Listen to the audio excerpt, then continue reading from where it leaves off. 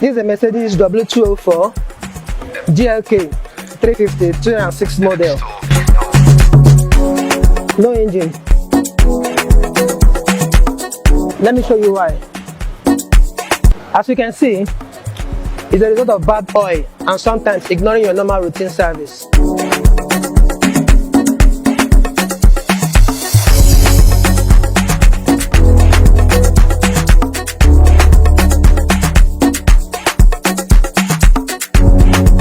Let's see if we can redeem this engine, because as it is, the oil capillaries would have been blocked, the metal and main bearing would have been affected, the valve seal.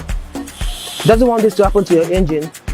Always use the right grade of oil, a fully synthetic, as long as the car is above 2010 model, and at the same time, stick to your maintenance service, either 3,005 kilometers or 6 months, whichever one that comes first.